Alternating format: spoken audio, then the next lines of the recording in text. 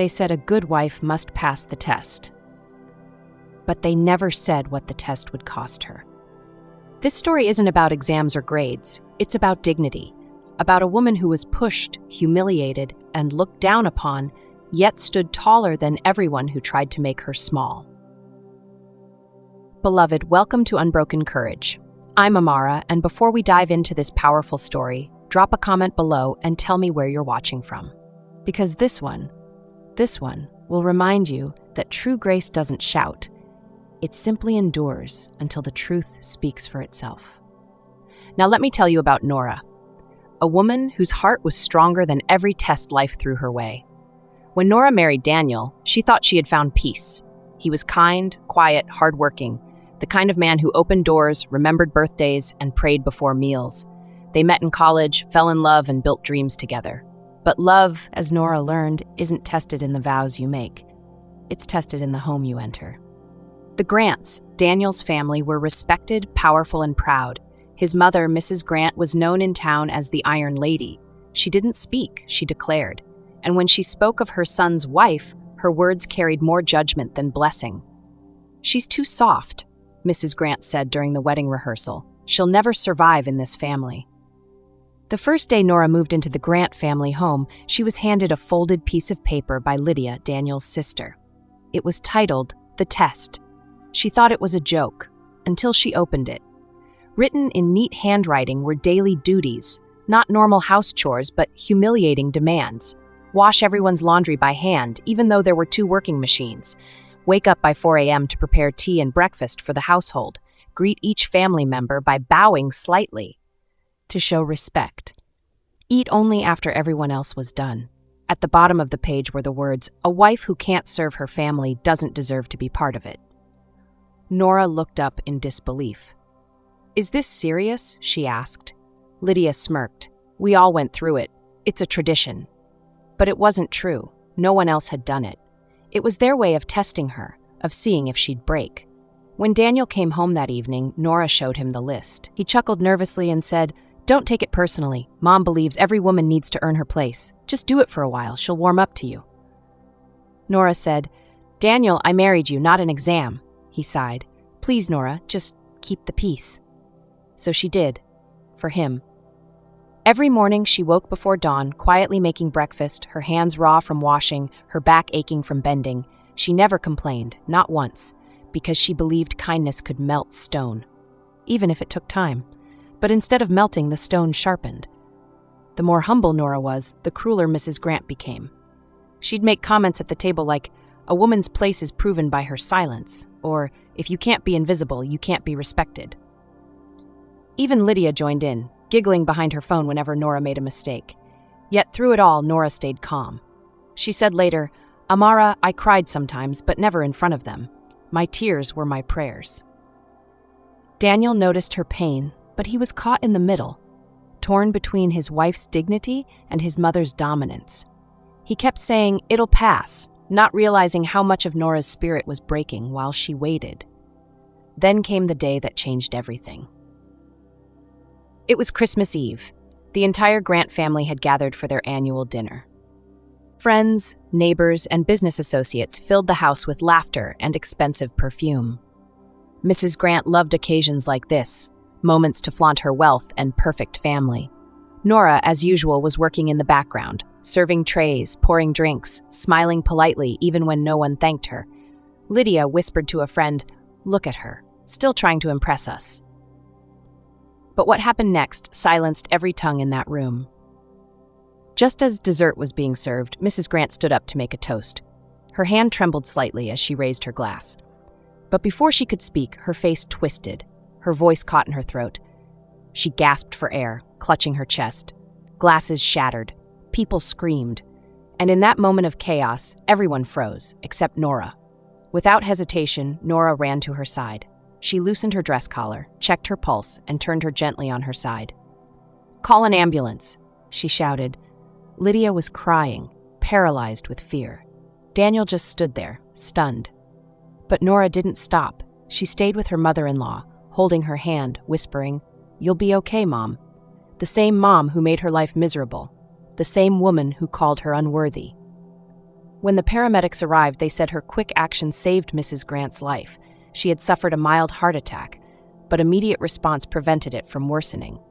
At the hospital, the family waited in silence, and when the doctor finally came out, he said, "If not for that woman," pointing at Nora, "your mother would not have made it." For the first time, Lydia lowered her head. Daniel reached for his wife's hand, tears filling his eyes. And Mrs. Grant, when she finally regained consciousness, looked around weakly and said, "Where's Nora?" Nora stepped forward quietly. Mrs. Grant whispered, "You saved me, after all I've done to you." Nora smiled softly and said, "Family is family, Ma. I didn't marry you to pass a test. I married into you to share life." Mrs. Grant began to weep. By the time they returned home, everything had changed. The test list was gone, the rules vanished, the tone shifted. Mrs. Grant called a family meeting and, to everyone's shock, stood up and said, "I tested her, but she taught me the lesson." Then, in front of everyone, she hugged Nora and said, "You didn't fail. You're the reason this family still stands." When Nora told me that part of her story, she laughed softly. She said, "Amara, I didn't need to fight to win. I just needed to remain myself." That's the quiet kind of courage most people overlook. The strength to endure without losing your light. And beloved, if you've ever been underestimated or tested beyond what's fair, remember this. You don't have to prove yourself to people who can't see your worth. Your consistency will reveal it. In the end, Nora didn't pass their test. She redefined it. She showed that grace under fire is its own victory. If this story inspired you, tell me where you're watching from in the comments. And don't forget to like, share, and subscribe. Because here on Unbroken Courage, we remind the world that real strength is gentle, and true power is proven in love. Let's continue. The thing about change is, it doesn't happen overnight. When Mrs. Grant returned home from the hospital, she was quieter. The woman who once commanded the house like a general now sat in silence for long hours. Sometimes Nora would find her staring at the garden, lost in thought. At first, Nora thought it was recovery, but soon she realized it was reflection. A few weeks later, Mrs. Grant called for her. "Nora," she said, voice softer than usual, "sit." Nora sat down cautiously, not sure what was coming next. Mrs. Grant took a deep breath and said, "You've done something no one in this family has ever done. You made me see myself." Nora looked down, unsure how to respond. Mrs. Grant continued, "I raised my children to believe that respect was earned through fear. But you earned mine through love. I see now that strength doesn't shout, it stands firm." From that day, things began to shift slowly. The atmosphere in the house lightened. Mrs. Grant asked Nora to sit at the table during meals. Lydia even offered to help with dishes, though she still rolled her eyes sometimes. But Daniel changed the most. He watched his wife move through all of it with grace and started to realize what he almost lost. One evening, he came to Nora and said, "I'm sorry for not defending you, for letting them test your love like it was a competition." Nora smiled faintly. "Daniel, forgiveness doesn't need to be tested either. I already gave it." He took her hand, eyes wet with regret. "Thank you for staying." Months passed, and Nora's kindness continued to ripple through the family like sunlight through curtains. The house that once felt cold and proud now had laughter, real laughter. Neighbors noticed it too. People began whispering that the Iron House had softened, all because of one woman's patience. But just when everything seemed peaceful, another test arrived, one no one expected. It was Lydia. She got into trouble, serious trouble. Rumors started spreading that she had been using the family business name to take loans behind Mrs. Grant's back. When the banks called, panic broke out. Mrs. Grant nearly fainted when she saw the letters. "Lydia, how could you?" she cried. "I thought you were better than this." Lydia broke down, sobbing. "I didn't mean to, Mom. I just thought I could fix it before anyone found out." The family gathered, chaos everywhere. Daniel paced the floor, shouting, "You've ruined our name. Do you know what this means?" Nora stood quietly in the corner, watching. Then she stepped forward and said, "Let's not destroy each other before we fix the problem." Everyone turned to look at her. Mrs. Grant whispered, "What can we do?" Nora said calmly, "I still have some savings. I can use it to cover part of the debt." The rest of the family agrees to rebuild trust, not pride. They couldn't believe it.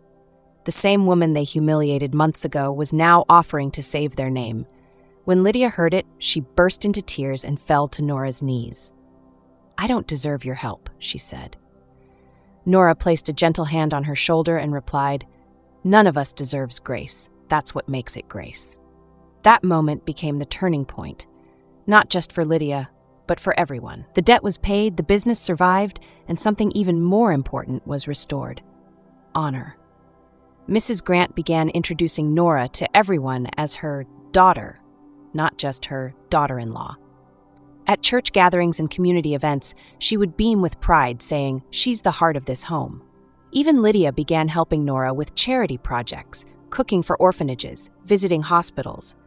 For the first time, the Grant name wasn't just known for wealth, but for kindness. Months later, during a family dinner, Mrs. Grant stood up again, this time strong, smiling, and with a sparkle of peace. She said, "We used to believe a wife must pass our test, but we were wrong.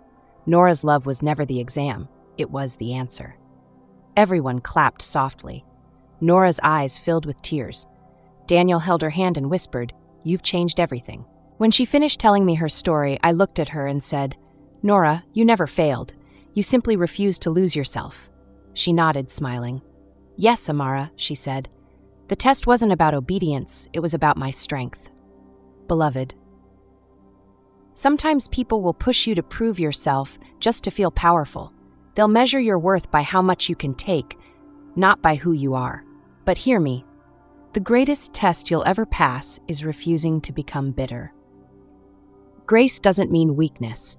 It means knowing who you are, even when others don't. So if this story touched your heart, drop a comment below and tell me where you're watching from. And don't forget to like, share, and subscribe to Unbroken Courage for more stories like this. Stories that remind us that love never fails, even when tested by fire. The truth about life, beloved, is that sometimes the same people who break you will one day thank you for not breaking back. When Nora finished telling me everything, the pain, the transformation, the peace, she sat back, looked at her hands, and said softly, "Amara, I didn't fight to win them. I stayed true to myself to not lose me." Those words stayed with me. After that Christmas miracle, Nora's story didn't just end at forgiveness. It grew into influence. Months later, Mrs. Grant invited her to speak at the Women's Fellowship at church. That same woman who once said, "A wife must be silent to be respected," now introduced Nora as a woman whose silence spoke louder than our pride. When Nora stepped up to the podium, she didn't talk about pain or shame. She talked about growth, about learning to stay kind even when kindness feels wasted. Her words melted even the hardest hearts that day. After the meeting, women came up to her crying, saying, "I thought being humble made me weak, but now I see its power." At home, the changes continued. Lydia became her closest friend. Daniel started counseling young men on respecting their wives. And Mrs. Grant? She couldn't go a day without seeing Nora. One afternoon, Mrs. Grant gave her a sealed envelope. Inside was a letter written in her delicate handwriting. It said, "My dear Nora, you were the daughter I didn't know I needed. You passed a test that wasn't yours to take. And in doing so, you taught me how to love again." Nora told me she cried reading it. It wasn't about being right, it was about being seen. And that's the power of grace. It doesn't make the past disappear. It transforms what's left of it into wisdom. You see, beloved, there are two kinds of strength. One that roars in victory, and one that quietly rebuilds after defeat. The second kind lasts longer. Nora's life became a living testimony that love, when rooted in truth, never fails. She didn't preach sermons or quote verses. Her life became the message. And the same people who once mocked her began to tell others about her patience. Her test became her legacy. When I asked her, "If you could go back, would you do anything differently?" she smiled and said, "Maybe I'd sleep in a little longer." But no, Amara, I wouldn't change my heart. It was the only thing that didn't fail me. Beloved, there are moments in life when you'll be tested unfairly, by family, by friends, even by life itself. When that happens, don't rush to prove your worth. Your peace, your consistency, your love, those are your answers. Sometimes silence is louder than defense. Sometimes grace wins where anger would only deepen the wound. So, if you're watching this right now and you've ever been through something like Nora, maybe you've been tested, doubted, or made to feel small, hear me. You are not weak for being kind. You are not foolish for forgiving. You are simply stronger than they can understand. And one day, your light will expose what their pride tried to hide. Thank you for watching Unbroken Courage. If this story inspired you, drop a comment below and tell me where you're watching from. Don't forget to like, share, and subscribe for more stories like this. Stories that remind us that courage doesn't always shout. Sometimes it just keeps standing. Until next time, beloved, stay strong, stay graceful, and stay unbroken.